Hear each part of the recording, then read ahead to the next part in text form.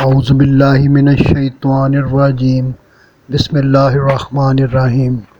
12:30 سورۃ 3 فرمایا کہ انجیر اور زیتون اور طور سینا اور مکہ کی قسم، ہم نے انسان کو بہترین ساخت پر پیدا کیا، مگر وہ بدی کی صلاحیتوں کو بروئے کار لا کر کردار کی پستیوں میں گر گیا۔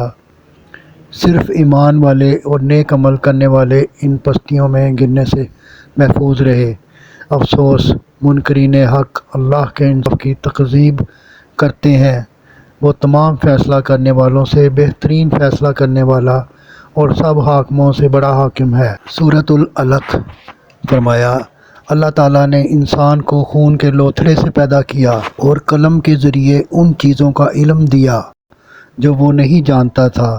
اس کا تقاضا تھا کہ علم سے اپنے رب کو پہچان کر اس کی فرما برداری کرتا، مگر دستیاب اسباب کو پا کر اس نے خدا سے سرکشی اختیار کی، بلکہ دوسروں کو بھی اس کی عبادت و اطاعت سے روکنے لگا، جانے کہ سب نے رب ہی کی طرف پلٹنا ہے۔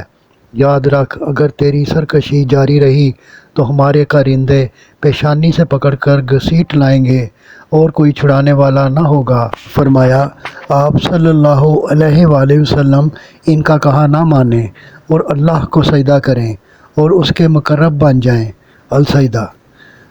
سورۃ القدر فرمایا، ہم نے قرآن کو لیلۃ القدر میں نازل کیا اور یہ رات 1000 مہینوں سے بہتر ہے۔